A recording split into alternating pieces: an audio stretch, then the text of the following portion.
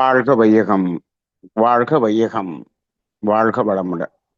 குரு வாழ்க, குருவே துணை. குருவின் மலரடி போற்றி. சிந்தனையை, உடல் நலத்தை சீரமைத்து உய்வித்த குருவே வாழ்க. தியானமே யோகம், யோகமே ஞானம். தமிழ் ஆனந்த யோகம். வாழ்க வளமுடன். மெய்யன்பர்களே, நமது தூய வேதாத்திரிய காந்த தத்துவத்தில் இறைநிலை அசைந்து அணுவாகி காந்தமாகி பஞ்சபூதங்களாகி ஓரறிவு முதல் ஐயறிவு வரை மலர்ந்த அந்த தன்மாற்ற சரித்திரத்தை இதுவரை நாம் கண்டோம். சென்ற வாரம் நாம் முடிக்கும் பொழுது ஐந்தறிவு ஜீவனில் 5 காந்த தன்மாத்திரைகளும் 5 புலன்கள் மூலமாக உணர்வு பெற்று நிறைவு பெற்றது என்பதை நாம் உணர்ந்து கொண்டோம். அப்ப இந்த 5 புலன் உணர்வுகளில் நிறைவு என்பது அங்கு நிறைவேறிவிட்ட ஒரு நிலை. அப்ப நாம நமக்குள்ளாக இப்ப ஆறறிவு மனிதன் என்று வந்தால் அங்கு அந்த 5 உணர்வுகளும் இருந்தாலும் அந்த உணர்வுகள் அறிவாகிய தெய்வம் நிறைவு பெறுவதற்காக அல்ல என்பதை நாம் சென்ற வாரம் பார்த்தோம். அப்ப மனிதனுக்கும் விலங்கினத்துக்கும் என்ன வித்தியாசம் என்றால் ஒரே ஒரு வித்தியாசம் தான் நாம் பார்க்கிறோம். என்ன வித்தியாசம்? மனிதனுக்கு அறிவு என்பது மட்டும் 6வது அறிவு என்று ஒன்று வந்தது என்று பார்க்கிறோம். 6வது அறிவு என்று சொன்னால் இப்போ அது எதை உணர்வது, எதை உணர்வது என்று ஒரு கேள்வி எழும். இப்போ 5 அறிவும் 5 காந்த தன்மாற்றத்தை உணர்ந்ததல்லவா? காந்தத்தினுடைய தன்மாற்றத்தை உணர்ந்தது. காந்தத்தை உணர்வது அல்ல, காந்தத்தினுடைய தன்மாற்றத்தை உணர்வதுதான் 5 அறிவும். தன்மாற்றம் என்பது என்ன? அழுத்தம், ஒளி, ஒலி, சுவை, மனம். இந்த 5 தன்மாற்றத்தை உணர்வதற்காகத்தான் அறிவு.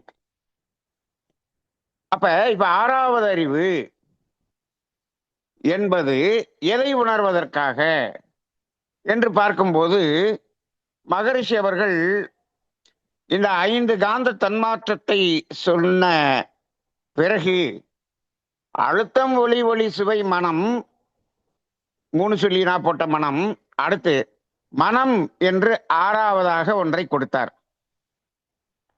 அப்ப இந்த மனம், என் மைண்டுன்னு சொல்றமே, இது என்ன? இது காந்த தன்மாற்றமா? ஏன்னா அந்த 5 காந்த தன்மாற்றம்னு சொல்றோம். இங்க மனம் என்பது காந்த தன்மாற்றமா என்று ஒரு சிந்தனை செய்ய வேண்டியதாக இருக்கிறது. இப்போ மனம் என்றால் என்ன என்று நாம் சிந்தனை செய்து அறிந்திருக்கிறோம். மனம் என்றால் என்ன? உயிரின் படர்க்கை நிலை அப்படின்னு சொல்றோம். உயிரின் படர்க்கை நிலைன்னு சொன்னோம்னா உயிர் என்பது என்ன? ஒரு சுழல் அலை, விண் எனும் சுழல் அலை. அதன் படர்க்கை நிலை என்று சொன்னால் அதனுடைய விரிவேலை அதானே. அப்ப அந்த விரிவேலை என்பது தானே காந்தம். ஆமாம். அப்ப இப்ப நம்ம உடம்புல உயிராற்றல்னு சொல்றது காந்தம் தான். இப்ப உடம்புல அந்த காந்தத்துக்கு என்ன பேர் சொல்றோம்னா ஜீவகாந்தம்னு சொல்றோம். ஆனால் இந்த ஜீவகாந்தமாக இருக்கக்கூடிய அந்த காந்தம் வந்தாச்சு. அந்த காந்தம் தான் என்னவாக மாற்றமடைகிறது? மனமாக மாற்றமடைகிறது. மனம் என்று ஒன்று தனியாக இல்லை. இப்ப நம்ம உடம்புல உடல் இருக்கிறது, உடலுக்குள்ளாக உயிர் துகள் இருக்கிறது, மனம் இருக்கிறது என்று சொல்லுகிறோம். ஆனால் நன்றாக சிந்தனை செய்து பாருங்கள். உடல் இருக்கிறது, உடலுக்குள்ளாக உயிர் இருக்கிறது. மனம் என்று ஒன்று இல்லை. மனம் என்று ஒன்று தனியாக இல்லை. அப்ப எது மனம்? அந்த உயிரின் படர்க்கை நிலையாக படர்ந்த ஜீவகாந்தம் மனமாக என்ன ஆகிறது? மாற்றம் அடைகிறது. மனம் என்பது அது இந்த காந்தத்தினுடைய ஒரு மாற்றம் தானே. அப்ப என்னென்ன எடுத்துக்கலாம் நம்ம? இந்த காந்த தன்மாற்றம் என்று சொல்கிறோமே, இந்த மனம் என்பதை 6வது தன்மாற்றம் என்று எடுத்துக்கொள்ளலாம் அல்லவா? அப்ப மகரிஷி அதனாலதான் அந்த வரிசையில கடைசியில வந்து அழுத்தம், ஒலி, ஒலி, சுவை, மனம், மனம் என்று கொடுத்தார். 6 என்று கொடுத்தார். அப்ப அந்த 6 வரும் பொழுதுதான் மனிதன் வர்றான். அப்ப 6வது அறிவு என்பது என்ன அப்படின்னா மனம் அப்படின்னு சொல்றோம். ஆனா இப்போ ஒரு கேள்வி வரும், சார் இந்த மனம் என்பது ஓரறிவிலேயே தொடங்கிடுச்சே, ஓரறிவிலேயே அது என்ன ஆயிடுச்சு? அது மலர்ந்து விட்டது. நம்ம சொல்லிடுவோம், உணர்கருவி என்ற மனம் எங்கு தோன்றியது? உயிரினத்தில் தோன்றியதுன்னு சொன்னோம். அப்ப ஓரறிவுல இருந்து 5 அறிவு வரைக்கும் மனம் இருக்குதானா? இருக்குது, இருக்குது. அப்ப இங்க எப்படி அது 6வது தன்மாற்றம் அப்படின்னு அதை நம்ம எப்படி எடுத்துக்க முடியும் அப்படின்னு பார்த்தோம் அப்படின்னு சொன்னோம்னா, இந்த மனம் என்பது அழுத்தத்தை உணர்கிறது, ஒளியை உணர்கிறது, ஒளியை உணர்கிறது, சுவையை உணர்கிறது, வாசனையை உணர்கிறது. இது வரைக்கும் 5 அறிவு. இந்த மனம் தன்னையே உணர்வது என்பதுதான் 6வது அறிவு என்று சொல்லலாம். அப்ப 6வது தன்மாற்றமாக மனதை எடுத்துக்கொள்ளலாமா என்று சொன்னால் எடுத்துக்கொள்ளலாம். எப்படி? தனித்த மனமாக இருக்கும் பொழுது அது காந்தத்தின் 6வது தன்மாற்றம் என்று எடுத்துக்கொள்ளலாம். சிந்தனை செய்வதற்காக இந்த சிந்தனை. இப்ப பஞ்சதன் மாத்திரை தான் நம்ம இதுவரைக்கும் பார்த்திருக்கிறோம். எல்லா ஞானம் என்ற வகையில் பேசியவர்கள் எல்லாமே பஞ்சதன் மாத்திரை தான் பேசியிருக்கிறார்கள். ஏன்னா பஞ்சதன் மாத்திரை வரைக்கும் அது வந்து சாதாரணமான ஒரு வாழ்க்கை நிலையில் உணரக்கூடிய ஒன்று. ஆனால் இந்த மனம் என்ற தன்மாற்றம் மனதை மனமே உணரக்கூடிய, தன்னையே தானே உணரக்கூடிய ஒரு நிலை. அப்படி வரும்போது அதை ஒரு காந்தத்தின் தன்மாற்றம் என்றுதான் நாம் பார்க்க வேண்டியதாக இருக்கிறது. இது ஏன் சொல்றோம்னா, இப்போ காந்தம்னு ஒண்ணு சொல்லிட்டோம், காந்தத்துக்கும் மனதுக்கும் ஒரு வேறுபாடு சொல்லிட்டோம். ஆனால் 5 அறிவு வரை அது தனித்த மனமாக இல்லை. மனம் மனமாக தனித்த மனமாக அங்கு இருக்கிறதுக்கான வாய்ப்பு இல்லை. ஆனால் இங்கு மனம் மனதை உணரக்கூடிய வாய்ப்பு இருக்கிறதுனால நாம அப்படி எடுத்துக்கலாமா என்று பார்க்கிறோம். சரி, அப்ப இது 6வது காந்த தன்மாற்றம் என்று நம்ம வைத்துக்கொள்வோம், வைத்துக்கொண்டு சிந்தனை செய்வோம். அப்ப இப்போ இந்த மனம் எதை உணர வேண்டும் என்று சொன்னால் தன்னை உணர வேண்டும். அதுதான் இப்போ நம்ம திருமூலருடைய அந்த கவியில தன்னை உணராமல் தானே கெடுகின்றான், தன்னை அறிந்தபின் தனக்கு ஒரு கேடில்லை என்று அந்த 2 வரிகளை அடிக்கடி நம்ம பேசியிருக்கோம். மகரிஷியும் அடிக்கடி பேசியிருக்காங்க. இந்த தன்னை உணராமல் தானே கெடுகிறான் என்று சொன்னால் எதை உணராமல்? எதை உணராமல்? தன்னை உணராமல் என்று சொன்னால் எதை உணராமல்? இதுக்கு நம்ம தன்னை உணராமல் தானே கெடுகின்றான்ங்கிறதுக்கு இறைநிலை உணராமல் அப்படின்னு நிறைய விளக்கங்களை நம்ம கேட்டிருக்கிறோம். தன்னை அறிந்தபின் தனக்கு ஒரு கேடு இல்லை என்று சொன்னால் இறைவனை உணர்ந்த பிறகு நமக்கு ஒரு கேடு இல்லை என்று சொல்கிறோம். இப்ப தன்னை உணர்வது என்று சொன்னால் இறைவனை உணர்வது என்று சொன்னால் உணர்பவனும் இறைவனே. உணரப்படுவதும் இறைவனே. அப்ப இறைவனை சொல்வது போல அவர் எழுதியிருக்கிறார் என்று எடுத்துக்கொள்ளலாமா என்று கேட்டால் அதை இப்பொழுது நாம் வேறு விதமாக சிந்திக்க வேண்டியதாக இருக்கிறது. என்ன என்றால், இந்த மனம்தான் இப்ப நம்ம இங்க மனிதன் வரைக்கும் அந்த இடத்துல உணரக்கூடியது மனம்.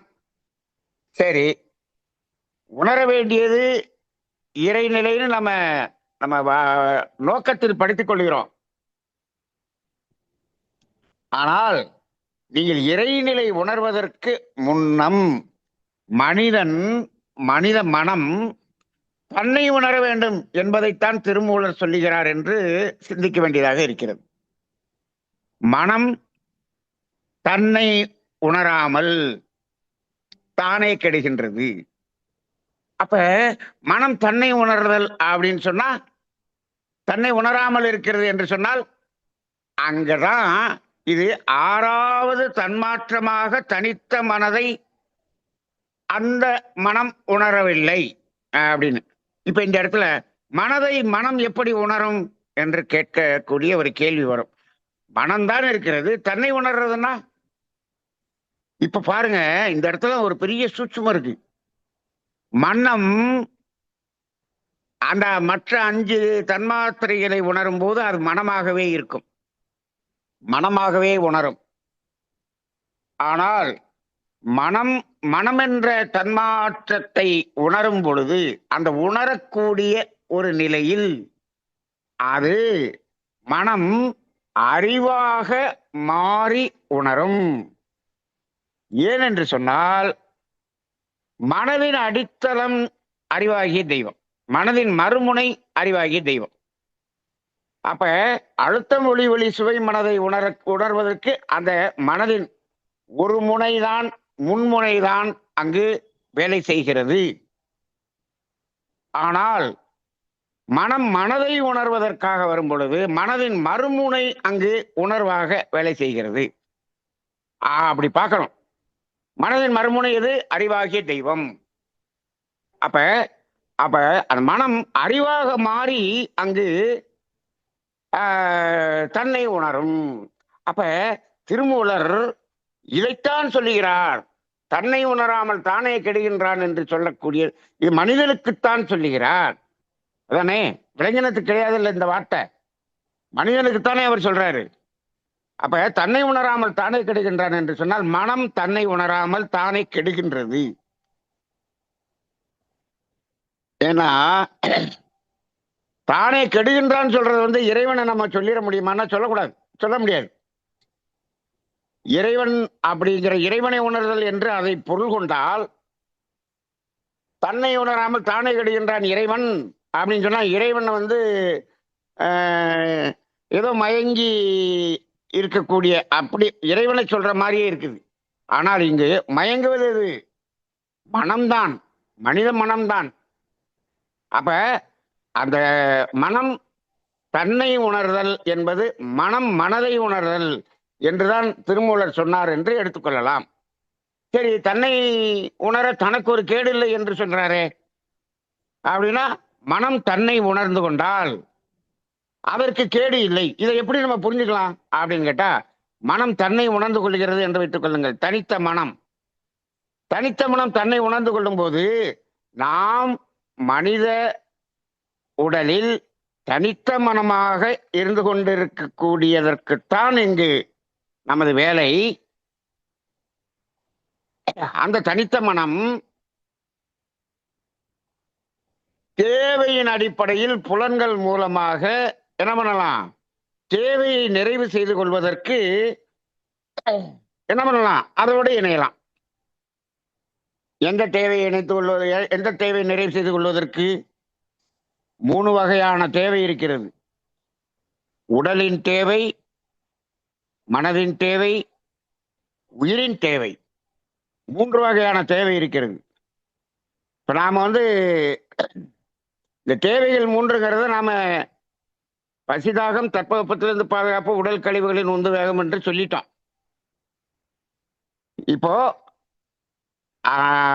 நல்லா நம்ம சிந்தனை செய்து பார்த்தால், இந்த உடலின் தேவை நிறைவு பெற்றாலும் மனிதனால் நிறைவு அடையாமல் இருக்கக்கூடிய ஒரு அதற்கு காரணம் என்ன என்று பார்த்தால், அந்த மனதின் தேவை, உயிரின் தேவை என்பது அங்கு பூர்த்தியாகாமல் இருப்பதுதான் இந்த உடலின் தேவையில் இவன் நிறைவு பெறாமல் மீறுவதற்கு காரணம் என்பதை நம்ம அதை தனியாக வெள்ளிக்கிழமை நிறைவு என்ற டாபிக்ல நம்ம அதை இன்னும் ஆழமாக பேச இருக்கிறோம். அந்த சப்ஜெக்ட் அன்னைக்கு வச்சுக்கோம். இப்போ அப்படி பார்க்கும்போது இந்த 3 தேவைகளும் நிறைவு செய்ய வேண்டும். அப்ப இந்த 3 தேவைகளும் நிறைவு செய்து கொள்வதற்காக இந்த தனித்த மனம் என்ன பண்ணணும்? புலன் மூலமாக மனமாக செயல்பட வேண்டும். அப்ப இதை யார் உணரணும்? இந்த மனம் உணரணும். மனம் தன்னை உணரணும். நம்ம வேலை மனமாக இருப்பதுதான் நமது வேலை. இந்த தேவை ஏற்படும் போது தேவையை பூர்த்தி செய்து கொள்வதற்கு மட்டும் நாம் அதோட தொடர்பு கொண்டுட்டு என்ன பண்ணிடணும்? ரிட்டன் ஆயிரணும் அப்படிங்கிறத உணர்ந்து கொண்டால் தனக்கு ஒரு கேடு இல்லை. எங்கேயாவது துன்பம் வருமான்னு பாருங்க. துன்பம் வரவே வராது. துன்பம் வரவே வராது. அப்ப எந்த துன்பம் வராது? உடல் ரீதியாகவும் துன்பம் வராது, மனம் ரீதியாகவும் துன்பம் வராது. அப்ப உடல் ரீதியாகவும் மன ரீதியாகவும் துன்பம் வருகிறது என்று சொன்னால் அதற்கு என்ன பேரு? கர்ம வினை இருக்கிறது என்று பொருள். அப்ப இந்த மனம் அந்த தேவையின் அளவில் மட்டும் அது வெளிப்பட்டு அப்புறம் தன்னிலையில் இருந்து கொண்டால் அங்க கர்ம வினை என்பதே இல்லை. அப்ப தனக்கு ஒரு கேடு இல்லை. கேடு என்றாலே என்ன? துன்பம். இந்த 2 வகையான துன்பமும் அங்கு இல்லை. அப்ப கர்ம வினை இல்லை. அப்ப இப்ப நம்ம தெளிவா நம்ம என்ன வச்சுக்கலாம்னா, மனம் தன்னை உணர்வதைத்தான் திருமூலர் சொல்லுகிறார் என்று நாம் உறுதியாக நாம் உணர்ந்து கொள்ள முடிகிறது. அப்ப இந்த மனம் என்பதுதான் தனித்த மனம். சரி, மனதில் இப்ப தனித்த மனம் என்று இந்த தனித்த மனம்ங்கிற வார்த்தையை நம்ம வேதாத்திரிய தத்துவத்தில் வேதாத்திரி மகரிஷி அவர்களே பயன்படுத்தல. அவர் ஆனா மனம் என்று மட்டும் சொல்லி இருக்கிறார். இது அந்த காந்த தன்மாற்றத்தில் கடைசியில மனம் என்று அவர் கொடுத்திருக்கிறார். அது மனம் என்று சொன்னால் நமக்கு நம்ம சாதாரண நம்ம மனதை எடுத்துக்கொண்டு இருக்கிறதுனால அது தனித்த மனம் என்று வைத்து புரிந்து கொண்டால்தான் நமக்கு அது உணர முடியும் என்பதற்காக அதற்கு நம்ம பேர் தனித்த மனம் என்று பெயர் கொடுத்திருக்கிறோம். சரி, அப்ப மனம் தனித்த மனமாக இருப்பதை தான் சித்தர்கள் என்ன சொல்லியிருக்காங்க? சும்மா இருத்தல் என்று சொல்லியிருக்கிறாங்க. சும்மா இருப்பதே சுகம் என்று சொல்லியிருக்கிறார்கள். எது எது சும்மா இருப்பது? உடல் சும்மா இருப்பது சுகமா? மனம் சும்மா இருப்பது சுகமா? இந்த இடத்துல பாருங்க, மனம் சும்மா இருந்தால் உடல் தானாக சும்மா இருந்து விடும். ஆனால் உடல் சும்மா இருக்கும்போது மனம் சும்மா இல்லை என்று வைத்துக் கொள்ளுங்கள். அது இதைவிட பெரிய தொல்லை. இந்த இடத்த கொஞ்சம் நல்லா சிந்தனை செய்யணும். இந்த உடலும் மனமும் சேர்ந்து ஏதாவது ஒரு செயலை செய்து கொண்டிருந்தால் கூட பரவாயில்ல, அந்த செயலில் மட்டும் இருக்கும். அந்த மனம் அந்த செயலில் கவனமாக இருக்கும்.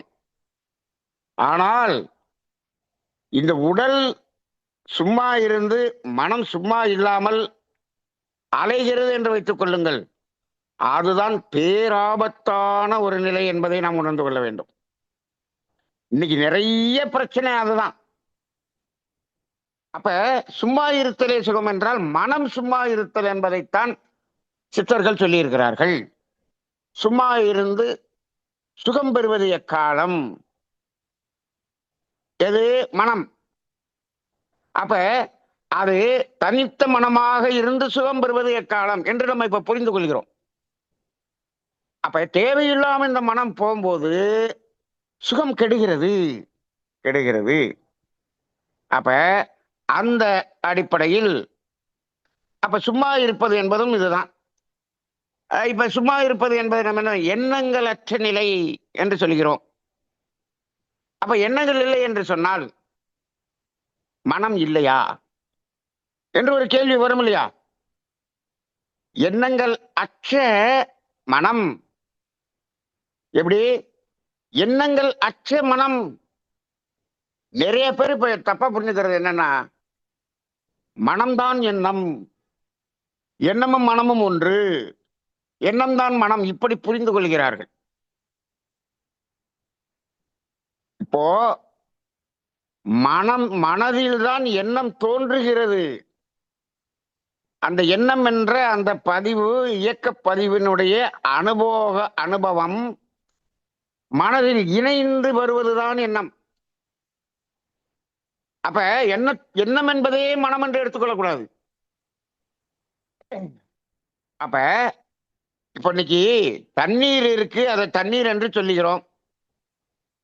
அந்த தண்ணீர்ல ஆரஞ்சு எசன்ஸ் கலந்துட்டோம். இப்போ இது ஆரஞ்சு ஜூஸ்ன்னு சொல்றோமா, தண்ணின்னு சொல்றோமா அப்படின்னு கேட்டா அது ஆரஞ்சு ஜூஸ்ன்னு தான் சொல்றோம். இப்ப அந்த ஆரஞ்சு ஜூஸ்ல எசன்ஸ் எவ்வளவு இருக்கு? சும்மா 2% தான் இருக்கு. 98% அதுல என்ன இருக்கு? தண்ணி இருக்கு. தண்ணி இருக்கு. அப்ப தண்ணியும் ஆரஞ்சு ஜூஸும் ஒண்ணுன்னு சொல்ல முடியுமா? இல்லைங்க, பாக்குறதுக்கு முதல்ல தண்ணி மாதிரி தான் இருந்துச்சு, இப்பயும் தண்ணி மாதிரி இருக்கு. முதல்ல கலர்லெஸ் தண்ணியா இருந்துச்சு, இப்ப கலரான தண்ணியா இருக்கு. அவ்வளவுதானே? அதே மாதிரி அப்ப வெறும் தண்ணின்னு சொல்லலாமே. அப்ப வெறும் தண்ணின்னு சொல்லுங்க, சொல்ல முடியலையே. அதை எப்படிங்க தண்ணின்னு சொல்றது? இது ஆரஞ்சு ஜூஸ்ன்னு தான் சொல்லணும். சரி, அந்த ஆரஞ்சு ஜூஸ்ன்னு சொல்றீங்க. இப்ப அங்க அந்த ஆரஞ்சு ஜூஸ்ல ஆரஞ்சு எசன்ஸ்னு ஒண்ணு, தண்ணி ஒண்ணு, ரெண்டும் இருக்கா இல்லையா? இருக்கு. அப்ப தண்ணியில ஆரஞ்சு எசன்ஸ் கலந்து இருக்கிறது. கலந்து இருக்கும் போது ஆரஞ்சு ஜூஸ். அது கலக்காமல் அந்த ஆரஞ்சு எசன்ஸை மட்டும் அதை எடுத்துட்டோம்னு வச்சுக்கோங்க, இது என்ன ஆகும்? தண்ணியா மாறிடும்ல, பழைய தண்ணீர் வந்துடும் இல்லையாங்க. அப்ப இந்த ஆரஞ்சு எசன்ஸா இருந்தாலும், கிரேப் எசன்ஸ் எதுவா இருந்தாலும் சரி, தண்ணிங்கிற மீடியாவில் என்ன பண்றோம்? அதை மிக்ஸ் பண்றோம். அதுபோல இந்த மனம் என்பது நீர் போன்று. இப்ப இந்த எண்ணங்கள் என்பது என்னன்னா, ஆரஞ்சு எசன்ஸா, ஆப்பிள் எசன்ஸா, கிரேப் எசன்ஸா? அப்ப அது வேற வேற வேற வேற கலர்ல வருது, வேற வேற தன்மைகள்ல வருது. அப்ப அது மாதிரிதான் எண்ணம் என்பது. அப்ப எண்ணங்கள் அற்ற மனம் என்று ஒன்று இருக்கிறது. நிறைய பேர் தவறாக என்ன சொல்லிக் கொண்டிருக்கிறார்கள்? சிந்தனைகள், எண்ணங்கள் இல்லை என்று சொன்னால் அங்கு மனம் என்று ஒன்று இல்லை என்று சொல்லிக் கொண்டு இருக்கிறார்கள். அந்த இடம் ரொம்ப சிந்திக்க வேண்டி இருக்கிறது. மனம் எப்பொழுது இல்லாமல் போகும்? மனிதனில் மனம் என்பது இல்லாமல் போகுமா? நிறைய இடத்துல அப்படி சொல்லப்படுகிறது. ரமண மகரிஷியினுடைய நான்யார் தத்துவத்தை பேசக்கூடியவர்கள் கூட ரமணர் சொன்னதாக சொல்லுகிறார்கள். நினைவுகளை கழித்து விட்டால் மனம் என்று ஒன்று இல்லை என்று சொல்லுகிறார்கள். அவர்களுக்கு உயிர் மனம் என்ற அந்த தத்துவ விளக்கம் தெரியவில்லை என்றுதான் நாம் புரிந்து கொள்ள வேண்டியதாக இருக்கிறது.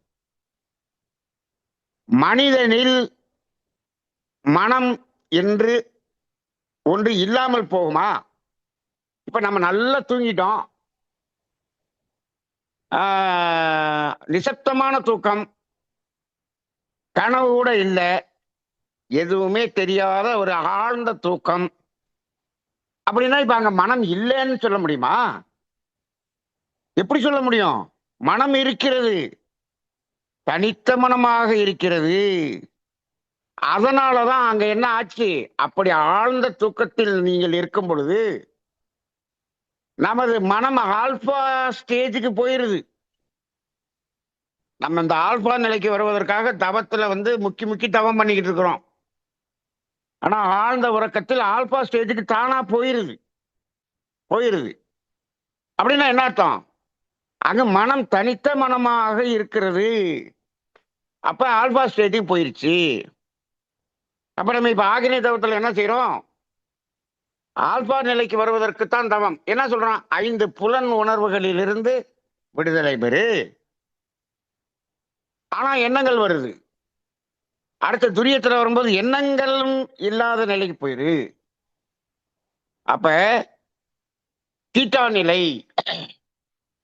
அப்ப அந்த நிலைக்கு போகும்போது தனித்த மனம். அப்ப மனம் இருக்கா இல்லையா? அப்ப ஆல்பா தீட்டா என்ற நிலைக்கு போயிட்டோம். இருக்கு. எப்ப மனம் இல்லை என்று சொல்ல முடியும் என்று சொன்னால், நமது உடலில் இருந்து உயிர் பிரிந்து விட்டது என்று சொன்னால், பிரிந்த பிறகு இந்த உடலிலும் மனம் இல்லை. உயிர் போயிருச்சே, மனம் எங்க போச்சா போலையா? இல்ல. இந்த உடலிலும் மனம் இல்லை. அந்த வெளியிலே வந்திருக்கக்கூடிய ஆன்மா இருக்கிறது அல்லவா? அங்கும் மனம் இல்லை. அங்கும் மனம் இல்லை. அப்ப அந்த மனம் எங்க சார் போச்சு? இங்கேயும் இல்ல, அங்கேயும் இல்ல. அப்ப மனம் எங்க போச்சு? அப்படின்னு கேட்டா, இங்கதான் நல்லா புரிஞ்சுக்கணும். இந்த உடலுக்குள்ளாக உயிர் இருக்கும் பொழுது, அந்த ஜீவகாந்தம் மனமாக அங்கு மாற்றம் பெறும். உடலுக்குள்ளாக இருக்கும்போதுதான் ஜீவகாந்தம் மனமாக மாற்றம் பெறும். அப்ப உடலை விட்டு வெளியே வந்து விட்டால், இந்த உடம்புக்குள்ளேயும் ஜீவகாந்தம் கிடையாது. வெளியில வந்தோடனே வான்காந்தமாக மாறிவிடுகிறது. அங்க மனம் என்பது இல்லை. அப்ப மனம் என்பதை நம்ம வந்து சும்மா நம்ம என்ன பண்ணிட்டோம்? உயிரின் படர்க்கை நிலை மனம் அப்படின்னு நம்ம ஒரு வார்த்தையில நம்ம புரிஞ்சுட்டு சிலபஸ்க்கு மாதிரி படிக்க கூடாது. இந்த உடலுக்குள்ளாக அந்த உயிராற்றலாகிய ஜீவகாந்தம் இருக்கும் பொழுதுதான் மனம் என்று சொல்லுகிறோம். இப்ப நிறைய பேர் இப்ப நம்ம பேராசிரியர்கள் என்ன பண்றாங்கன்னா, இந்த மனம் என்பதை என்ன சொல்றாங்கன்னா, புலன் வழியாக ஜீவகாந்தம் வெளியேறும் போதுதான் மனம் என்று சொல்லுகிறார்கள். இந்த புலன் வழியாக வெளியேறும் போதுதான் மனம் என்று சொன்னால், அப்ப தனித்த மனம்ங்கிறது இல்லைன்னு ஆகி போயிடுவாங்க. அப்ப தனித்த மனம் கான்செப்டே அங்க அவங்களுக்கு தெளிவு இல்லை என்ற அர்த்தம். இப்ப புலன் வழியாக வெளியேறுவது, அப்ப புலனோடு இணையும் போது அப்படின்னு சொல்லிடுறோம்னு வச்சுக்கோங்க. இப்போ இதுல 4 புலனை விட்டுருங்க. நாக்கு, கண்ணு, மூக்கு, காது, இந்த 4ஐயும் விட்டுருங்க. இன்னும் ஒரு புலன் எது? தோலுன்னு ஒரு புலன் இருக்கு இல்லையா? ஆமா. இந்த தோலுங்கிற புலன் புறத்தில் இருக்கக்கூடிய தோலை மட்டும் குறிக்குமா? உடலின் உட்பகுதியில் இருக்கக்கூடிய தோலையும் குறிக்குமா? அங்கேயும் தோல் இருக்குல்ல. இந்த தோலுக்கு புறப்பகுதின்னு ஒண்ணு இருக்கு, உட்பகுதின்னு ஒண்ணு இருக்குல்ல. இந்த உடல் முழுவதும் இருக்குல்ல. இந்த புறப்பகுதியில் இருக்கக்கூடிய தோல்ல நமக்கு ஏதாவது ஒரு ரொம்ப வெயில் வருது, குளிர் வருது, அது மோதும் போது அப்ப வந்து வெளியேறக்கூடிய மனம் என்பது வேறு. அது எப்படி வெளியேறும்? அழுத்தமாக வெளியேறும். அது வெளியேறும். புறத்தோல்ல படும்போதுதான் அந்த அழுத்தம் என்ற உணர்வாக வெளியேறும். அங்க காந்த தன்மாற்றத்தை உணரக்கூடியது. ஆனால் இப்ப அது உட்புறச் சுவர்கள் இருக்கிறது அல்லவா? தோலினுடைய உட்புறச் சுவர். இப்ப அங்க அந்த ஜீவகாந்தம் உரசிக்கொண்டுதானே இருக்கும். அங்க உரசும் போது ஜீவகாந்தம் வெளியேறுமா? வெளியேறல. ஆனா உரசல் மட்டும் இருக்கு, வெளியேறல. நீங்க வெளியேறும் போது அழுத்தமாக வெளியேறும். நீங்க நல்லா பாருங்க, இந்த அழுத்தம் ஒளி ஒளி சுவை மனம் என்பதே இந்த ஜீவகாந்தம் அழுத்தம் ஒளி ஒளி சுவை மனமாக வெளியேறுவது. இதை கூட நாம வந்து நிறைய இடத்துல சிந்தனை பண்ணியிருக்கிறோம். இந்த பூனை கண்ணை மூடினால் உலகம் இருளுமா என்று ஒரு கேள்விக்கு பதில் சொல்லும் போது இதுல இந்த இடம் கொஞ்சம் உங்களுக்கு தெரியாதவங்க அதை சிந்தனை பண்ணி பாருங்க. பூனை கண்ணை மூடினால் உலகம் இருளுமா? இருளும். நாம கண்ணை மூடிட்டோம்னா நம்ம கண்ணை மூடிட்டாலும் வெளியில உலகம் இருட்டாகத்தான் இருக்கும். நம்ம கண்ணை மூடி இருக்கிறதுனாலதாங்க இருட்டா இருக்குது. பக்கத்துல இருக்கிறவர் பார்த்து வெளிச்சமா இருக்குன்னு சொல்றாரு. அவரும் கண்ணை மூடிட்டாருன்னா எல்லாரும் கண்ணை மூடிட்டா வெளியே இருட்டாகத்தான் இருக்கும். இந்த கண்ணின் வழியாக ஒளியாக இந்த காந்தம் வெளியேறும் போதுதான் அங்க வெளிச்சம்.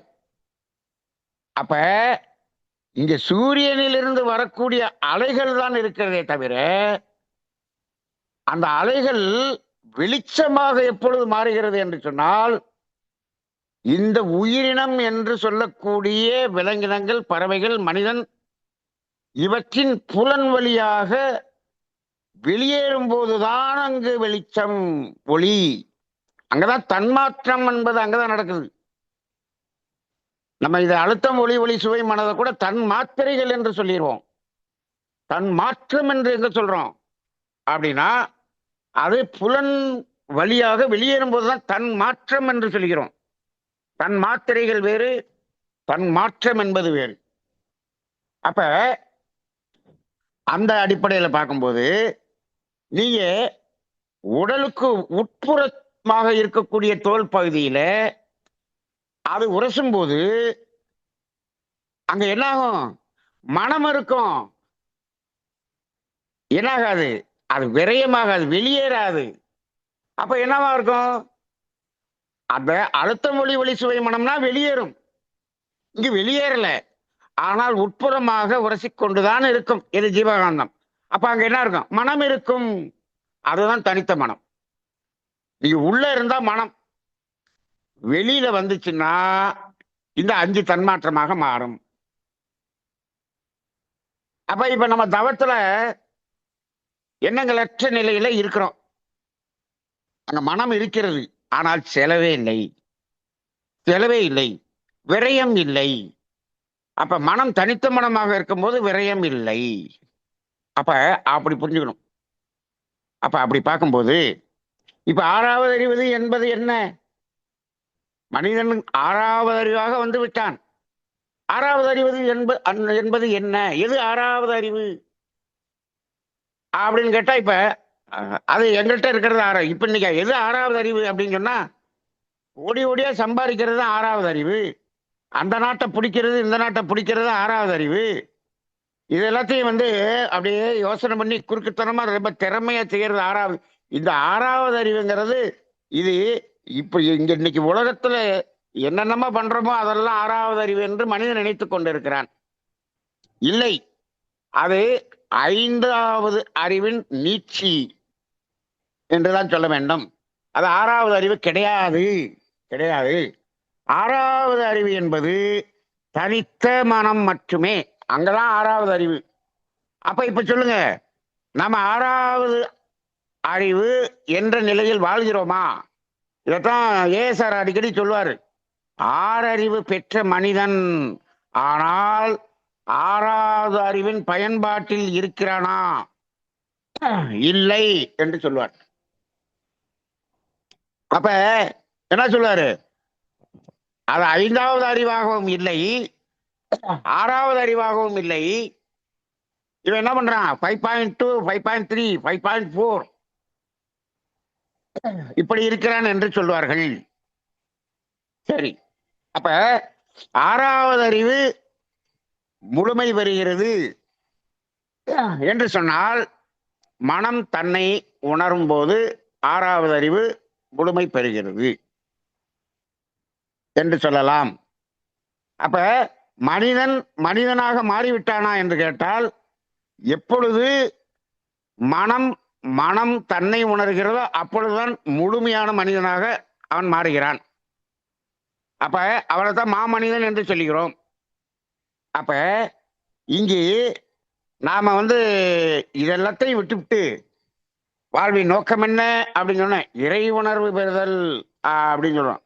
நீங்க இறை உணர்வு பெறுவதற்கு முதலில் மனம் தன்னுணர்வு பெற வேண்டும். தன்னுணர்வு பெறாமல் சத்தியமாக இறை உணர்வு பெற முடியாது அப்படிங்கிறத நம்ம தெளிவா இருக்கணும். அப்ப நம்ம யோகம், நம்மளோட இந்த யோகத்தினுடைய பாதை இதுக்கு இதுக்கு என்னத்துக்கு அப்படின்னு கேட்டோம்னா, இந்த யோகத்தினுடைய பாதை என்பது மனம் தன்னை உணர்வதற்குத்தான் இத்தனை பயிற்சிகளும், இத்தனை தற்சோதனைகளும், அகத்தாய்வு எல்லாமே மனம் தன்னை உணர்றதுக்கு தான். இப்ப தற்சோதனை சொல்றோம். தற்சோதனை சொல்லி என்ன சொல்றோம்? தேவை முடிஞ்சோடனே சும்மாரு அப்படிங்கிறதுக்கு தானே தற்சோதனை. தற்சோதனை எல்லாத்தையும் எடுத்து பாருங்க. எங்கெங்கெல்லாம் தேவையை மீறுறோம், அப்ப அதை புரிஞ்சுக்கிட்டு தேவை முடிஞ்சோடனே கம்முன்னு இரு அப்படின்னு சொல்றதுக்கு தான் தற்சோதனை. அப்ப அங்க என்ன பண்ணுது? மனம் தனியாக இருக்கிறதுக்கு தான் தற்சோதனை. அப்ப இந்த தற்சோதனை அகத்தாய்வு எப்ப செய்யணும்? தற்சோதனை அகத்தாய்வு பயிற்சியில மட்டும் அகத்தாய்வு செய்யணும். வாழ்க்கை முழுவதும் தற்சோதனை செய்து கொண்டே இருக்க வேண்டும். இது மகரிஷி கொடுத்த தற்சோதனை என்ன 2 நாள்ல போய் அது சர்டிபிகேட் வாங்கிட்டு வந்துட்டோம்னா போதும் அப்படின்னு நம்ம ஆளு போயிடுறாங்க. அது கிடையாது வேதாத்திரியத்தில். சரி, தற்சோதனையை முடிச்சிட்டீங்கல்ல, விட்டுட்டீங்கல்ல. தற்சோதனை செய்வதற்காகத்தானே தவம் கொடுத்தார். தவம் என்பதே தற்சோதனை செய்வதற்காகத்தான். தற்சோதனை செய்யாமல் தவம் செய்தீர்கள் என்று சொன்னால் உங்களிடம் இருக்கக்கூடிய தீய குணங்கள் ரொம்ப ஸ்ட்ரெங்தன் ஆகி தீயவற்றை நிறைய செய்வார்கள் என்று மகரிஷி சொல்லியிருக்கார். இப்ப என்ன நடக்குது அப்படின்னு சொன்னோம்னா, மனவளக்கலையில் என்ன நடக்கிறது என்று சொன்னால், 2 நாள் தற்சோதனை பயிற்சி முடிச்சுட்டு அதுக்கப்புறம் அதை விட்டுட்டு தவத்தை மட்டும் செய்து கொண்டே இருக்கிறார்கள். பக்தி மார்க்கத்தில் இருக்கும்போது இருந்த அறம் கூட இப்பொழுது மனவளக்கலையில் வந்த ஆசிரியர்களிடம், பேராசிரியர்களிடம், அருளதியர்களிடம் இல்லை என்று இப்ப நிறைய பேர் கமெண்ட் பண்றதை நம்மளே கேட்கிறோம்.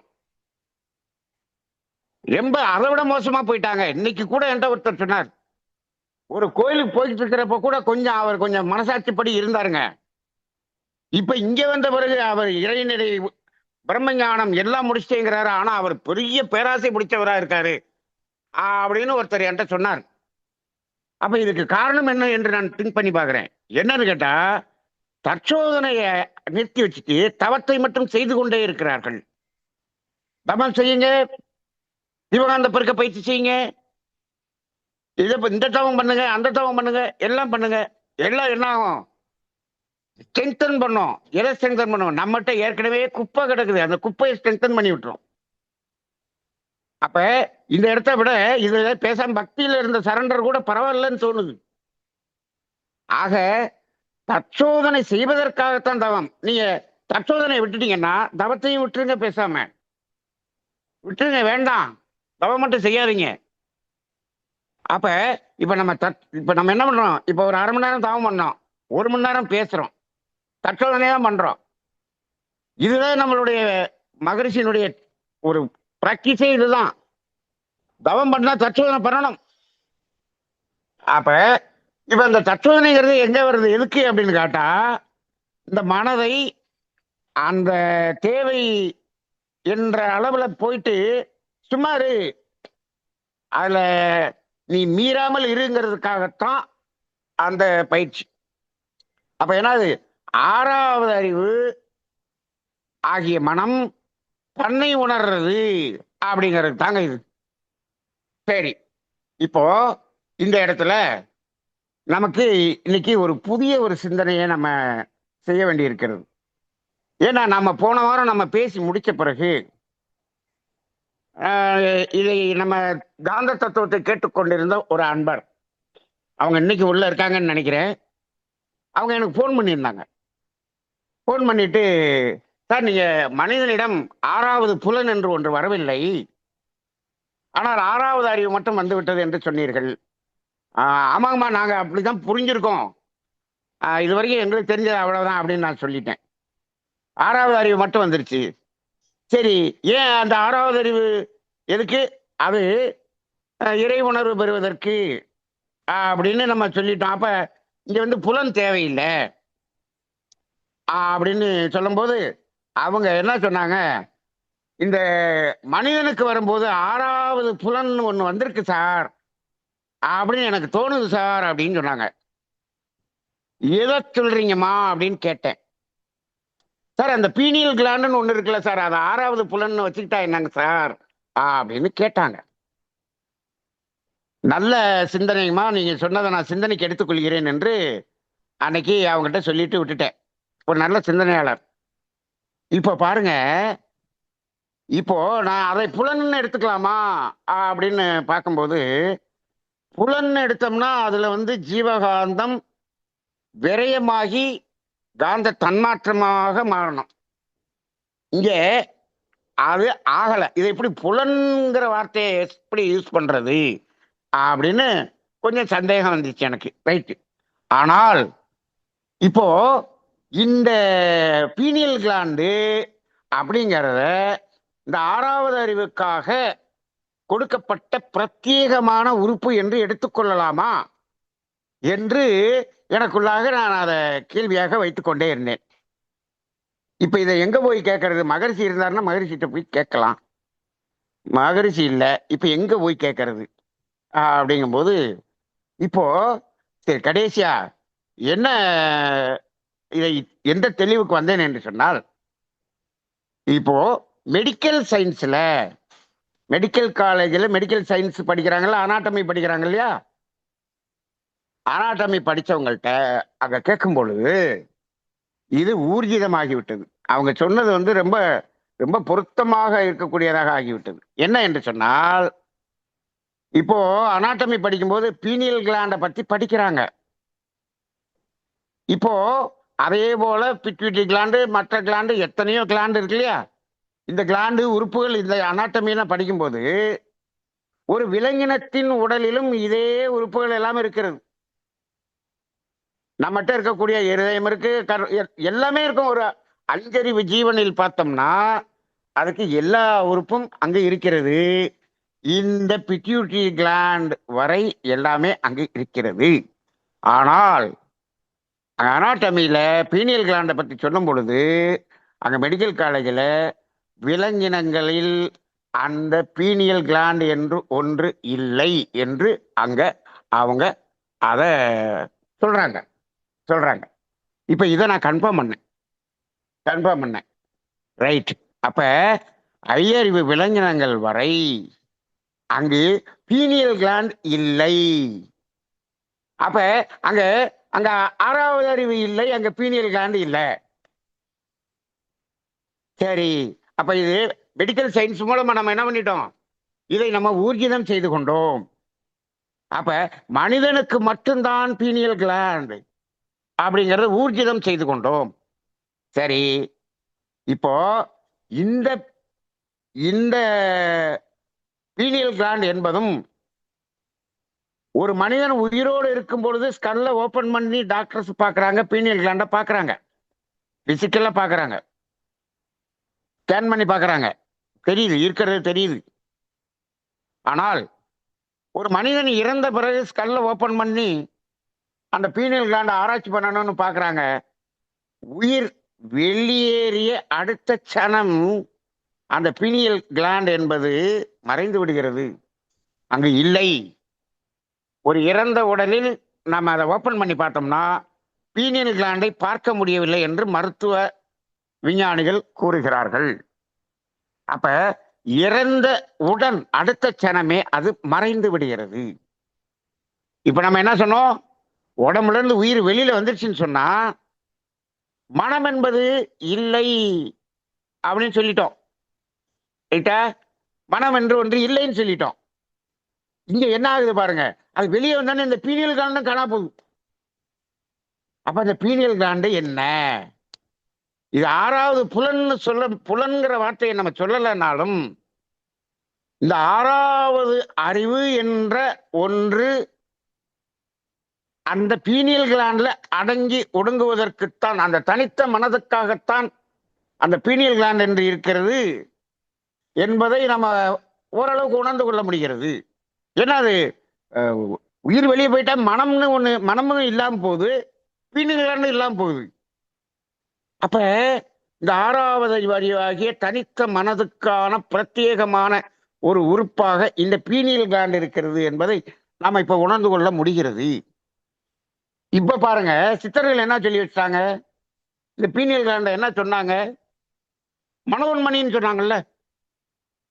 அவங்க மனோன்மணின்னு சொல்லியிருக்காங்க. மனோன்மணி என்பதற்கு மகரிஷி விளக்கம் சொல்லுவார்.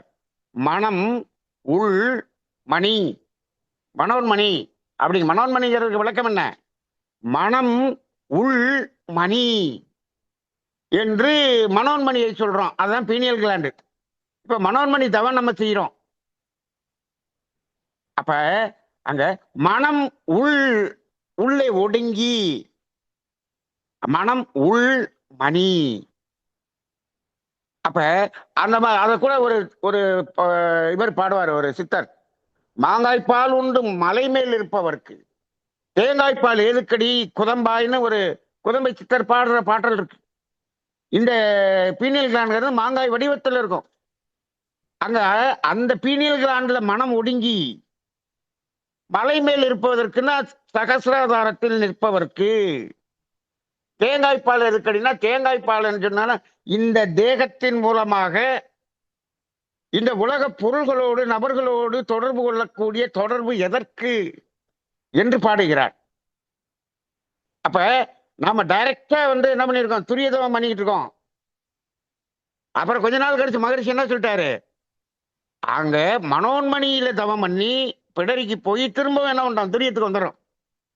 துரியத்திலையும் என்ன பண்றான்? மனோன்மணி உணர்வோட இருக்கும்.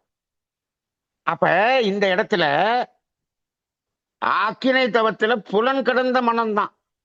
பிட்யூட்டி கிளாண்டுல அங்க வரும்போது புலன் கடந்த அறிவு நிலை அப்படின்னு சொல்றோம். அதனாலதான் ஆக்கினை தீட்சை கொடுத்தோன்னு நிறைய பேர் என்ன சொல்லுவாங்க? எண்ணங்கள் ஓடிக்கிட்டே இருக்கு சார் அப்படிம்பாங்க.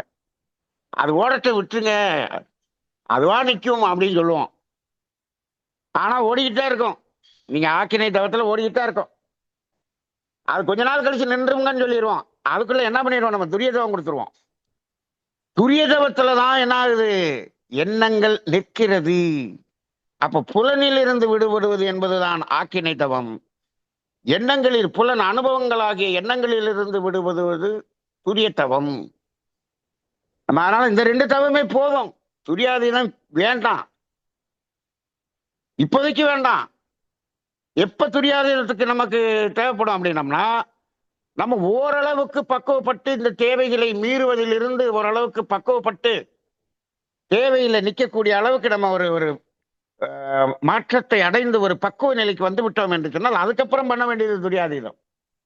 இந்த பக்குவம் வராமல் துரியாதீதம் பண்ணனீங்க அப்படின்னு சொன்னீங்கன்னா அங்கேயும் என்ன ஆகும்? தன்முனைப்பு என்பது கூடிவிடும். நிறைய துரியாதீதம் பண்றவங்களுக்கு பாருங்க, தான் தான் பெரிய ஞானின்னு, நான் ஞானம் அடைந்து விட்டேன் சொல்லிக்கிட்டு இருப்பார். அதுவும் குறிப்பாக தற்சோதனை செய்யாமல் துரியாதீதம் செய்து கொண்டே இருந்தால் தான் பெரிய ஞானின்னு சொல்லி வேஷம் போட்டுக்கிட்டு இருப்பார். அப்ப இப்ப மகரிஷி அவர்கள் இந்த சிம்பிளிஃபைடு குண்டலினி யோகம்னு சிம்பிளிஃபை பண்ணனதுக்கு காரணமே தற்சோதனை அகத்தாய்வு என்ற ஒரு பெரிய ஒரு ஆதாரத்தை வைத்துக் கொண்டுதான் சிம்பிளிஃபை பண்ணாரு. இப்ப அதை விட்டுட்டு எல்லாரும் தவம் பண்ற போது மகரிஷி அவர்கள் சிம்பிளிஃபை பண்ணினது தவறு என்று அவரே ஆன்மாவே உணரக்கூடிய ஒரு நிலைக்கு வந்துவிடும். சிம்பிளி பண்ணாமே விட்டுருக்கலாம்.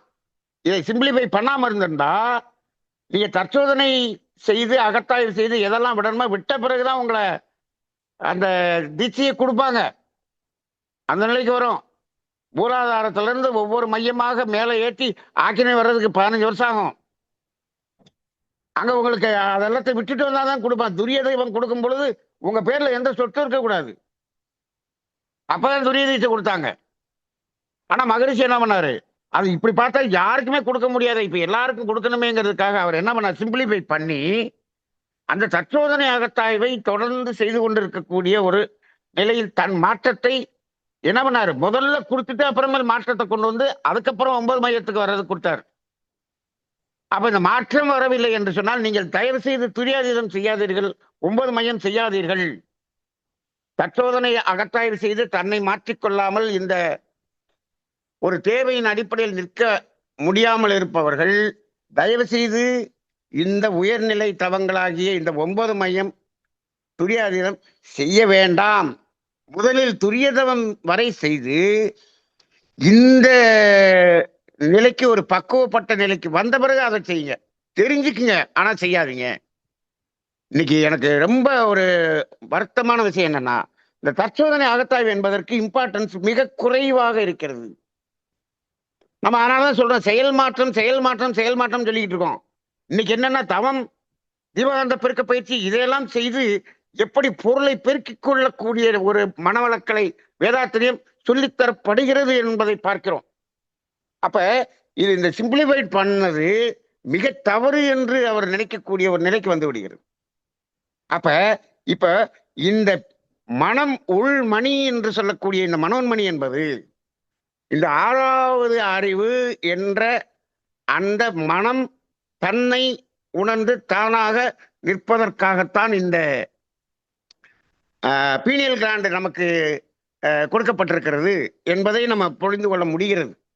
இன்னொரு விஷயம் என்னன்னா, இந்த மெடிக்கல் சயின்ஸ்ல மனிதனுக்கிட்ட தான் பீனியல் கிளாண்ட் இருக்கு, ஐந்தறிவு விலங்கினங்களில் இல்லை என்று சொல்லியது மட்டுமல்ல, இந்த பீனியல் கிளாண்ட் எதுக்கு இருக்குது என்று ஆராய்ச்சி செய்து பார்த்தார்கள். அதை பற்றிய ஒரு 4000 பக்கத்துக்கு ஒரு பெரிய புத்தகம் மெடிக்கல் ஃபீல்டில் எழுதப்பட்டு இருக்கிறது. அந்த 4000 பக்கம் எழுதிய பிறகு கடைசி பக்கத்தில் இந்த பீனியல் கிளாண்ட் எதற்காக இருக்கிறது என்று எங்களுக்கு இன்னும் தெரியவில்லை என்று எழுதி முடித்து விட்டார்கள். இத எங்க அனந்த நாராயணன் அடிக்கடி சொல்லுவார், டாக்டர் சொல்லுவார். அப்ப பீனியல் கிளாண்ட் எதுக்கு இருக்குன்னு மருத்துவ உலகத்துக்கு தெரியவில்லை. ஆனால் மனிதனிடம் மட்டும் இருக்கிறது, விலங்கினத்தில் இல்லை என்பது ஊர்ஜிதமாகிவிட்டது. அப்ப அந்த அவங்க அந்த போன வாரம் அந்த அம்மா சொன்னது போல இதை 6வது புலன் என்று எடுத்துக்கொள்ளலாம். புலன்கிற வார்த்தையை நம்ம போட வேண்டாம். ஆனால் இந்த 6வது அறிவை கொடுத்து மனிதனிடம் இந்த பீனியல் கிளாண்ட் என்பதும் நமக்கு தனியாக கொடுக்கப்பட்டிருக்கிறது என்பதை நாம இந்த வாரம் ஊர்ஜிதம் செய்து கொள்வோம். அப்ப இந்த பீனியல் கிளாண்ட்ல ஒடுங்கும் போதுதான் தனித்த மனம். பிட்யூட்டரி கிளாண்ட்னா அது என்ன பண்ணும்? Pituitary gland is the master gland for all glands. அது எல்லா மற்ற வேலைகளுக்கும் அது உதவும். Pineal gland is the master gland for pituitary gland. அப்ப இந்த மாஸ்டர் கிளாண்ட் மனிதனிடம் மட்டும் இருக்கிறது, அங்க இல்ல. அப்ப அது இங்க இருக்கும்போது நம்ம என்ன பண்ணணும்? தன்னை உணர்ந்து, மனம் தன்னை உணர்ந்து தனித்த மனமாக இருக்கும்போது, அப்ப அந்த தனித்த மனமாக இருக்கும்போது அதை உணர்வது எது? அறிவு என்று சொல்கிறோம். ரைட்டு. அறிவு தனித்த மனதை உணர்கிறது. சரி, அறிவு மனதை உணர்கிறது. இப்ப இந்த இடத்துல இந்த மனம் எப்ப இறை உணர்வு பெறுவது அப்படின்னு நம்ம கேட்கிறோம் இல்லையா? நம்ம கேட்டுக்கிட்டு இருக்கோம். இந்த அறிவு இந்த மனதை உணர்கிறது அல்லவா? அந்த அறிவாகிய தெய்வம் இந்த இடத்தில் தன்னையே உணர்ந்து கொள்ளும். முடிஞ்சு போச்சு. இறை உணர்வு என்று தனியாக ஒன்று எங்க போய் என்னத்தை போய் உணர போறீங்க? அது இயக்கமற்ற வெளி. அப்ப இறை உணர்வு பெறுதல் என்பதே மனம் தன்னை உணர்வதுதான் இறை உணர்வு என்று கூட நம்ம இதை ஒரு சிந்தனையாக சிந்திக்கிறதுக்கு எடுத்துக்கலாம். ஏன்னு கேட்டா, மனம் தன்னை உணரும் போது மனதின் அடித்தளமாகிய அறிவாகிய தெய்வம் தான் தன்னை உணர்கிறது. அதுதான் இறை உணர்வு என்றே எடுத்துக்கொள்ளலாம். இதுக்கு மேல தனியா போய் உணர்வுங்கிறது ஒண்ணு இல்லை. நாம இறை உணர்வு என்று மனம் உணரக்கூடியது என்பதை என்ன பண்ணியிருக்கோம்னா, மகிழ்ச்சி, நிறைவு, அன்பு, ஆரோக்கியம், ஆனந்தம், இந்த மாதிரி உணர்வுகளை உணர்வதே இறை உணர்வு என நிலையான உணர்வுகள் எல்லாம் அதுதான். அது மட்டுமல்ல, நிலையான உணர்வுகள் மட்டுமல்ல, அந்த அந்த உணர்வுகள் எவ்வளவு இருந்தாலும் அது துன்பம் என்ற உணர்வாக மாற்றம் பெறுவது இல்லை. இந்த இன்பம் என்ற ஒன்று மட்டும்தான் துன்பமாக மாறுகிறதே தவிர, மற்ற மகிழ்ச்சி, அன்பு, நிறைவு, அமைதி, ஆனந்தம் இதெல்லாம் எப்படியும் அப்படி ஒரு மாற்றம் அடையக்கூடியதாக இல்லை. அது நிலையானதாக இருக்கிறது என்பதை அதை தான் நம்ம இறை உணர்வுன்னு சொல்லிக்கிட்டு இருந்திருக்கோம். இது மனம் உணரக்கூடிய நிலை. அந்த மனதை உணரும் போது அது அறிவாகிய தெய்வமாகிய அறிவு உணர்கிறது. அப்ப அது இறை உணர்வு என்று எடுத்துக்கொள்ளலாம். அப்ப இதற்காகத்தான் பீனியல் கிளாண்ட் இருக்கு அப்படிங்கிற அடிப்படையில் இப்ப 5 அறிவிலிருந்து 6வது அறிவு மனிதன் வந்துவிட்டான் ஆறறிவு படைத்த மனிதனாகவும் பீனியல் கிளாண்ட் என்ற ஒரு தனிப்பட்ட ஒரு உறுப்போடு இங்கு நாம் பிறந்து வாழ்ந்து கொண்டிருக்கிறோம் என்ற ஒரு சிந்தனையையும் இந்த வாரம் நமது வேதாத்திரிய காந்த தத்துவத்தின் சிந்தனையாக எடுத்துக்கொள்வோம், சிந்தனை செய்வோம். அடுத்த வாரம் தொடர்வோம். வாழ்க வளமுடன். நன்றிங்க ஐயா. தியானமே யோகம், யோகமே ஞானம். தமிழ் ஆனந்த யோகம். வாழ்க வளமுடன். ஐயா அவர்கள் இன்று தூய வேதாத்திரிய காந்த தத்துவ தொடரில் மனிதனுக்கு 6வது புலனாக பீனியல் கிளாண்ட் தோன்றியிருக்கிறது என்ற ஒரு உயரிய சிந்தனையை நமக்கு இன்று அளித்து உள்ளார்கள். ஐயா அவர்களை நாம் தவநிலையில் இருந்து வாழ்த்துவோம். ஞான ஆசிரியர் நன்மணி ஐயா அவர்கள் அருட்பேராற்றல் கருணையினால் நல்ல உடல் நலம், நீண்ட ஆயுள், நிறை செல்வம், உயர் புகழ், மெய்ஞானம் பெற்று ஓங்கி வாழ்க வளமுடன். மிக சிறப்புங்க ஐயா. இன்று ஐயா அவர்கள் மனிதனுடைய 6வது அறிவு பற்றி சிறப்பாக விளக்கி அனைவரும் புரிந்து கொள்ளும் வகையில் எடுத்து வைத்தார்கள். மனம் என்பதை பற்றி இன்று கூறுகையில் 6வது அறிவுதான் மனம். தனித்த மனமாக இருக்கும்போது காந்தம்தான் தன்னையே உணர்வது. மனம் மனதை உணர்வது 6வது காந்தம். தன்னை உணராமல் தானே கெடுகின்றான். தன்னை உணர்ந்த பின் ஒரு கேடில்லை என்ற வாக்கு இணங்க அதை பற்றி விளக்கமாக எடுத்துரைத்தீர்கள் ஐயா. மிகவும் சிறப்பு. இறைநிலை தன்னை உணர மனம் தன்னை உணராமல் தானே கெடுகிறது. அதாவது தனித்த மனம் என்பது மனதின் தேவையின் அடிப்படையில் 3 தேவையை நிறைவு செய்வதற்கு 3 புலன்கள் மூலமாக மனம் செயல்பட வேண்டும். அப்பொழுது கர்மவினை இல்லை. மனம் தனித்த மனமாக இருக்கும்போது சும்மா இருத்தல், அப்போது ஜீவகாந்தம் விரயம் இல்லை. மனம் சும்மா இருக்கும்போது உடலும் சும்மா இருக்கிறது. எண்ணங்கள் அற்ற நிலை, அந்த மனம் தான் சும்மா இருத்தல். மனிதனில் மனம் என்பது இல்லாமல் இருக்குமா என்று ஐயா அவர்கள் கேட்டார்கள். அது தூங்கும்போது மனம் தனித்த மனமாக உள்ளது. அப்போது மனம் ஆல்பா ஸ்டேட்டில் தானே போகிறது. உடலில் இருந்து உயிர் பிரிந்த பிறகு உடலில் மனம் இல்லை, ஆன்மாவிலும் மனம் இல்லை. மனம் என்பது உடலில் உள்ள ஜீவகாந்தமாக உள்ளது. உயிர் பிரிந்த பிறகு வெளியே வந்துவிட்டால் அது வான்முகாந்தமாக மாறுகிறது. 6வது அறிவின் பயன்பாட்டில் மனிதன் இல்லை. மனம் தன்னை அறியும் பொழுது 6வது அறிவு முழுமை பெறுகிறது. மனம் தன் உணர்ந்து பெற்றால் தான் இறை உணர்வு பெற முடியும். தற்சோதனையும் அகத்தாய்வும் வாழ்க்கை முழுவதும் நாம் செய்து கொண்டே இருக்க வேண்டும் என்பது ஐயா அவர்கள் பலமுறை கூறியிருக்கிறார்கள். தவம் என்பது தற்சோதனை செய்வதற்காகத்தான்.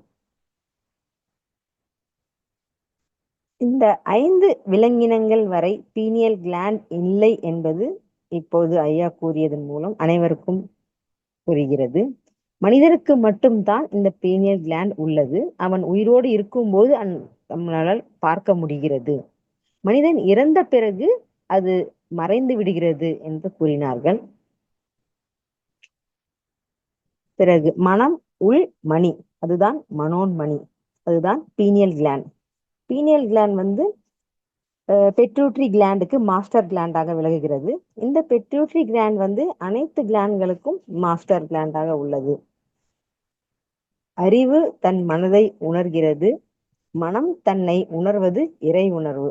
நாம் 6வது அறிவின் மனிதனாக பிறந்ததற்குரிய நோக்கம் இறைநிலை உணர்வதற்காக என்பதை நாம் உணர வேண்டும் என்பதை கூறி ஐயா அவர்கள் முடித்தார்கள். மிக சிறப்புங்க ஐயா. வாழ்க வளமுடன். கேள்வி பதில் செஷன் இருக்குங்களா ஐயா? வச்சுக்கலாங்கம்மா. வாழ்க. சிறிய அறிவிப்புகள். அதனைத் தொடர்ந்து கேள்வி கேட்க விரும்பும் அன்பர்கள் ஹேண்ட் ரைஸ் பண்ணலாம். வாரந்தோறும் ஓம்கார தியானம் நடைபெறுகிறது. காலை தவம், அதனைத் தொடர்ந்து சிந்தனை உரை அளிக்க உள்ளார் ஞானாசிரியர் நன்மணி ஐயா அவர்கள். மாலை தவம், அதனைத் தொடர்ந்து சிறப்பு நிகழ்வுகளாக செவ்வாய் அன்று ஈகை என்பது எப்பொழுது ஈகையாக மாறுகிறது என்ற தலைப்பிலே புத்தக கலந்தாய்வு நிகழ உள்ளது. அருள்நிதி லட்சுமினா அவர்களுடைய சிந்தனை அளிக்க உள்ளார்கள். புதன் அன்று மாலை இயற்கையோடு இசைந்த உணவுகள் என்ற தலைப்பிலே சிவகாசி மாறன் அவர்கள் சிறப்புரையாற்ற உள்ளார்கள். வியாழன் அன்று மாலை எண்ணத்தில் ஆற்றல் என்ற தலைப்பிலே அருள்நிதி சோமசுந்தரம் ஐயா அவர்கள் உரை நிகழ்த்த உள்ளார்கள். வெள்ளி அன்று மாலை நிறைவு என்ற தலைப்பிலே சிறப்பு சிந்தனை அளிக்க உள்ளார் ஞானாசிரியர் நன்மணி ஐயா அவர்கள். வெள்ளி அன்று காலை கருமைய சாந்தி தவமும் மாலை சாந்தி தவமும் நடைபெறும். சனிக்கிழமை தோறும் ஆரோக்கிய தானம் நடைபெறும்.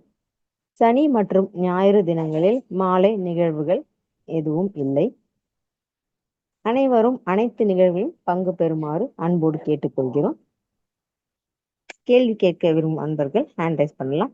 முதலில் ராஜி அம்மா அவர்கள், நீங்க அன்மியூட் பண்ணிட்டு கேள்வி கேட்கலாமா? ஐயா வாழ்க வளமுடன் ஐயா. ஐயா, இப்போ இப்போ இந்த விபாசனா பண்ணும்பொழுது அப்படியே உடம்பே தெரியாம போயிட்டு, ஆனா வந்து ஐயோ நான் எங்க இருக்கேன், பயமா இருக்கு அப்படின்னு ஒரு ஒரு நினைப்பு வந்தது. அதுதான் தனித்த மனமா? அப்புறம் இன்னொன்னு வந்து இப்போ இந்த சூக்கம பயணம் சுவாமிஜி இருக்கும்போது பண்ணிட்டு இருந்தாங்க இல்லையா, அதுதான் தனித்த மனமா? சூக்கும பயணங்கிறது வேற. நீங்க உடம்பே தெரியலன்னு சொல்லிட்டீங்க, ஆனா ஒரு பயமா இருக்குன்னு சொல்றீங்களே, அந்த அந்த உணர்வு உடம்பு தெரியல ஆனா மனம் இருக்குல்ல, மனம் இருந்ததுனாலதானே உடம்பு தெரியலன்னு தெரிஞ்சது. இருக்கு மனதுக்கு தானே?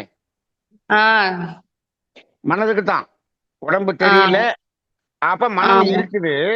உடம்ப காணமேன்னு போகும்போது நீங்க எண்ணங்கள் வந்துருச்சு அந்த இடத்துல.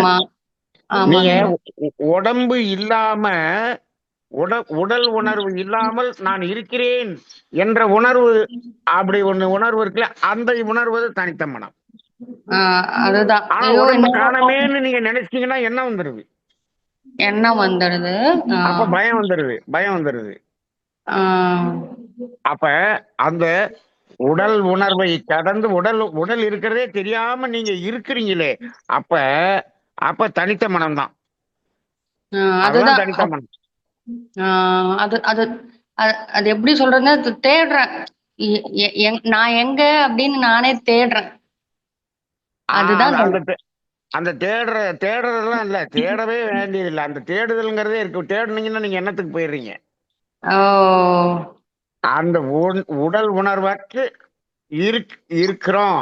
ஒரு மாதிரி நான் அந்த உடல்ல தெரியல, ஏதோ ஒரு நிலையில இருந்தேன் அப்படின்னு சொல்லுவாங்க. ஏதோ இருந்தேன்னு சொல்றதுக்கு மனம் இல்லாமல் சொல்ல முடியாது. அதுதான் தனித்த மனம். அப்போ அந்த சூக்கும இப்ப இந்த தனித்த மனதின் நிலையை, உணர்வு நிலையை நீங்கள் எப்படி இருந்தது என்று சொல்ல முடியாது. விண்டவர் கண்டிலர், கண்டவர் விண்டிலர்ங்கிறது இறைவனை உணரும் போது உணர்ந்தவர்கள் யாரும் சொல்லல அப்படின்னு இது வரைக்கும் சொல்லி வச்சிருக்காங்க. இன்னைக்கு நம்ம அதை மாற்றுவோம். மனம் தன்னை உணர்ந்த நிலையை கண்டவர் விண்டிலர், விண்டவர் கண்டிலர்னு சொல்லிடலாம். ஆனா நீங்க சூக்கும பயணம் என்பது வேற, அதுக்கு இதுக்கு சம்பந்தம் இல்லை. அதை இதுல லிங்க் பண்ணாதீங்க. சரிங்க, புரிதலுக்காக தான் கேட்டேன் ஐயா. ஒரு வாட்டி வந்து இப்போ மகரிஷி வந்து சொல்லும்போது வந்து அந்த இறைநிலை உணர்வதுக்கு அந்த ஃப்ரீக்வன்சி உள்ள போயிட்டு வெளியே வந்து அப்படி நான் கஷ்டப்பட்டு உணர்ந்தேன் அப்படின்னு சொல்லியிருக்காரு ஐயா. ஆமா. அப்படின்னு என்ன அர்த்தம் ஐயா? நீங்க பாருங்க, அதாவது ஆல்பாவுக்கு போயிட்டோம்னா புலனுணர்வுல இருந்து விடுதலை, தீட்டாவுக்கு போயிட்டோம்னா எண்ணங்களிலிருந்தும் விடுதலை. ம் அந்த எண்ணங்களிலிருந்து விடுதலை பண்ணும்போது டெல்டாவுக்கு போயிட்டீங்கன்னா அங்க மனம் தன்னை உணரும் நிலை, முழுமையாக அந்த உணரும் நிலை, அதுதான் அதான் இறை உணர்வு. ஆ. அவ்வளவுதான். ஓ ஓ இப்ப சரிங்க. எண்ணங்களிலிருந்து விடுபட்ட மனம் தீட்டால டெல்டால என்ன ஆகுது, தன்னையே உணர்கிறது. அப்ப ம் உடல் உணர்வற்று ஏதோ ஒரு நிலையில எப்படி இருந்தேன் தெரியல, அதான் டெல்டா. ம் டெல்டால இருக்கிறத நீங்க எப்படி இருந்தேன்னு நீங்க சொல்ல முடியாது. நீங்க மகரிஷிக்கு ம் கூட இஇஜி ம் வச்சு நம்ம அவரு துரியாதீதம் பண்ணும்போது துரியம் வரைக்கும் போற வரைக்கும் அந்த ரீடிங் வந்து கீழே இறக்குச்சு, காட்டுச்சு. அவரு ம் டெல்டாவுக்கு போன உடனே அந்த மிஷின் வேலை செய்யவில்லை. ம் அப்ப அது மனம் தனித்த மனமா மாறிடுச்சு. அங்க என்ன இல்ல, அந்த மிஷின் வேலை செய்யாது. ம் டோட்டலா மிஷின் வேலை செய்யாம போச்சு. சரி, மிஷின் ம் ரிப்பேர் போச்சுன்னு சொல்லிட்டு இவங்க சாமி தவத்தை கீழே வர சொல்றாங்க. அவர் டெல்டால ம் இருந்து தீட்டாவுக்கு வராரு, மிஷின் வேலை செய்ய ஆரம்பிச்சிருச்சு. ம் அப்ப இந்த மனம் தனித்த மனதை மனம் மனதை உணர்வதுதான் இறை உணர்வு அப்படின்னு இன்னைக்கு எனக்கு புதுசா நான் அதை அப்படி டிக்ளேர் பண்ணணும்னு தோணுது. இருந்தாலும் அதை சிந்தனைக்கு எடுத்துக்குவோம், அப்புறம் டிக்ளேர் ம் பண்ணுவோம். தமிழானந்த யோகத்துல இறை உணர்வு என்பது மனம் மனதை உணர்வதுதான் இறை உணர்வு அப்படிங்கிற ஒரு தெளிவுக்கு நம்ம கொஞ்ச நாள் கழிச்சு நம்ம டிக்ளேர் பண்ணுவோம். டிக்ளேர் பண்ணுவோம்னு ம் நம்பிக்கை எனக்கு வருது. பார்ப்போம். வாழ்க வளமுடன். அழகா ஐயா. இப்போ இப்போ நீங்க சொன்ன வரைக்கும் புரிஞ்சது ஐயா. இப்போ சுவாமிஜி எப்படி சுத்த வெளியே உணர்ந்தார் ஐயா? அதான் சொல்றேனே, நீங்க மனம் தனித்த மனமாக நீங்க இருக்கும் போதே ஆ. அதை உணர்றதுதான். சுத்த வெளியே போய் உணரணுங்கிறது எதை நீ, அதான் சொல்றேனே, நீங்க மனம் தன்னை உணருது. அப்ப ம். அங்க சுத்த வெளியே மாறிடும், அறிவாகி தெய்வமா மாறிடும். ஓ ஓ சுத்த வெளியே போய் உணர்றதுன்னு நினைக்காதீங்க. நீங்க ம் இங்க இருந்து போய் சுத்த வெளியே போய் உணர்ந்துறதுன்னா ஏதோ ராக்கெட்ல போய் பார்த்துட்டு வந்த மாதிரி, அப்படி இல்ல. என்ன ம் பண்ணுது, மனம் சுத்த வெளியாகி தன்னை உணர்கிறது. இப்படி இருங்க. ஓ நாம் சுத்த அறிவாக வெளியை உணரல, நாம் ஆ, சுத்த வெளியாகி நம்மையே உணர்கிறோம். ஆ. இதுதான் இறை உணர்வுன்னு இன்னைக்கு எனக்கு தோணுது. அதை சிந்தனைக்கு எடுத்துக்குவோம், பார்ப்போம். அதான் நீங்க வாட்டி சொல்லும்போது எனக்கு அவ்வளவு இப்ப கொஞ்சம் கொஞ்சம் புரியுது ஐயா. வாழ்க நன்றி வளமுடன், ஐயா. வாழ்க ரொம்ப வளமுடன். ரொம்ப ரொம்ப ரொம்ப நன்றி ஐயா. வாழ்க வளமுடன்.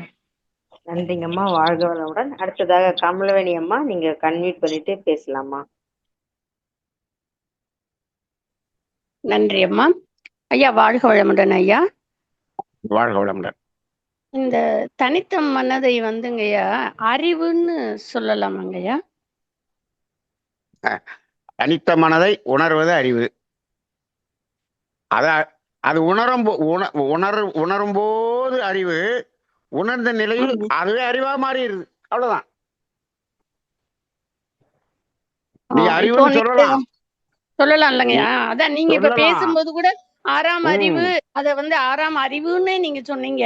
நீங்க அறிவுன்னு நம்ம சொல்லலாம். அப்படி சொல்லிட்டோம்னா மக்கள் என்ன நினைச்சிருவாங்கன்னா, அறிவுன்னா அது தெய்வம் ஆயிடுச்சே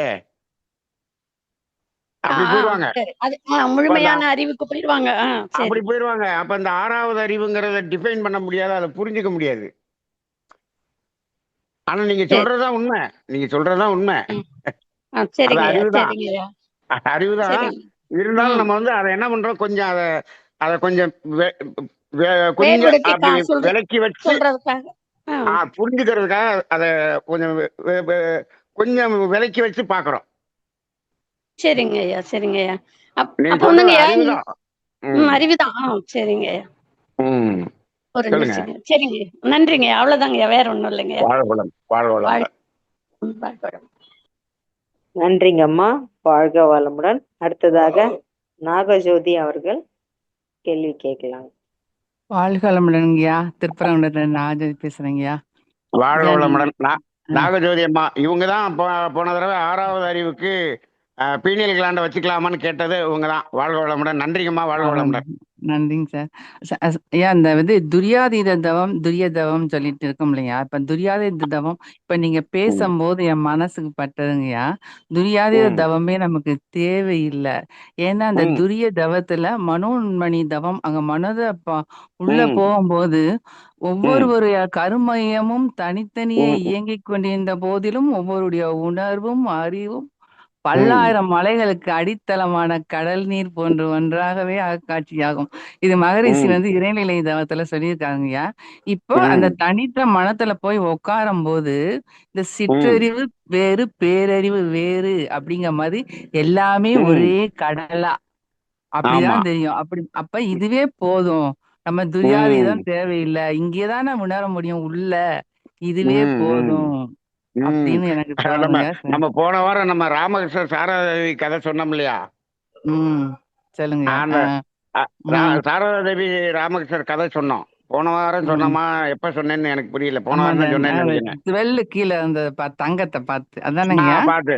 இன்னமும் ம். உங்களுக்கு வித்தியாசம் தெரியுதான்னு அவங்க கேட்டாங்க இல்லையா? ஆ அப்ப ஆமாங்க. இப்ப ம். நீங்க நம்ம மனோன்மணியில அதுல ஒடுங்கும்போது, அங்க ம். அறிவு வேறு, மனம் வேறுன்னு வித்தியாசம் தெரியாத அளவுக்கு போயிருது. ம். இப்ப கமலவாணி அம்மா கூட அறிவுன்னு வச்சுக்கலாமான்னு கேட்டாங்க. ம்.